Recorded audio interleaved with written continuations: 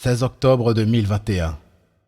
Je suis vivant, mon temps arrive, et ma rétribution me précède. La parole de Yahushua Yahuwah, l'Éternel Tout-Puissant, délivrée à Stéphanie, pour tous ceux qui enseignent le peuple de Dieu, et pour tous ceux qui ont des oreilles pour entendre. Peuple de la terre, nation, et toi, Israël, mon premier-né, le son du chauffard résonne dans les cieux. L'entendez-vous? Yeshua est le roi. Il vient sur les nuées avec puissance et une grande gloire. Qui résistera au souffle de sa bouche? Mon horloge continue d'avancer, et vous n'entendez pas mes paroles. Une première peste a frappé votre monde, d'autres viendront. Ce n'est que le commencement des douleurs. La famine envahira vos demeures, et l'épée vos pays. Je parle. M'entendez-vous? Ma création tout entière soupire et souffre les douleurs de l'enfantement. Elle attend avec un ardent désir la révélation de mes fils. Je les rassemble en un seul corps pour obéir à la tête, Yeshua. Ils s'assembleront des quatre coins du monde, riches et pauvres, hommes et femmes, de toute nation, de tout peuple. Ils sont tous à moi. Ils sont soumis à ma parole et ont laissé mon esprit la graver dans leur cœur. Au milieu des ténèbres, ils marcheront, amenant la lumière et la vérité. Le feu de mon esprit brûlera en eux, et tous verront que je suis l'Éternel. Alors que ma colère s'intensifie, je vous avertis. Ma fureur ne tardera pas à s'accomplir sur tous ceux qui persistent à ne pas entendre, ni se soumettre à ma parole. Sans repentance, ils périront. La malédiction de la grande prostituée a envahi chaque peuple, chaque nation. Même au milieu des miens, elle s'infiltre tel un poison. Lavez-vous dans l'eau purificatrice de ma parole. Yeshua est l'eau de la vie, le Sauveur et le Seigneur.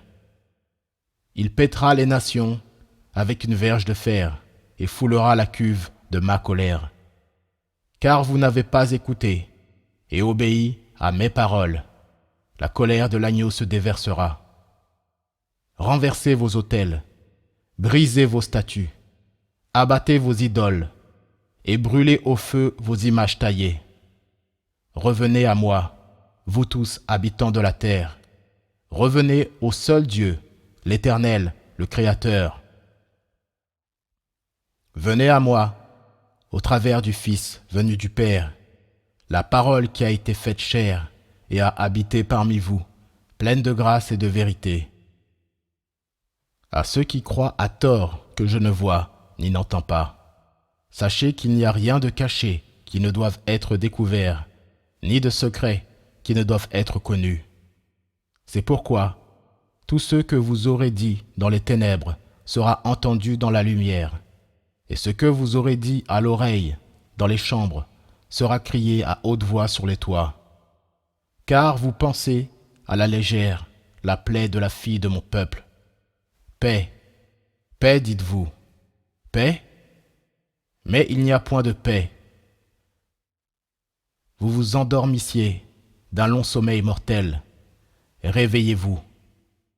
Repentez-vous, car le règne des cieux est proche. Recevez mon shalom qui surpasse toute intelligence. Je suis votre refuge, et moi seul peux vous sauver. J'en veux à vous, prophètes, que je n'ai pas appelé et qui égarent mon peuple. Vous parlez avec témérité en mon nom, des paroles qui viennent de votre cœur. Vous prononcez des paroles que je n'ai point dites. Sachez que la rétribution me précède. Aux pasteurs qui égarent mon peuple, entendez ce que mon esprit dit aux églises des hommes. Je vais intensifier ma voix. Entendez, revenez. Et je reviendrai aussi de l'ardeur de ma colère. Je suis lent à la colère, riche en bonté et miséricordieux. Ma bonté se renouvelle chaque matin. N'attendez pas que la cuve de ma colère déborde.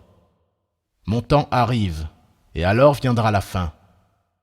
Si quelqu'un est une occasion de chute pour un seul de mes petits qui croient en moi, il vaudrait mieux pour lui qu'on suspendît à son cou une meule de moulin et qu'on le jette au fond de la mer.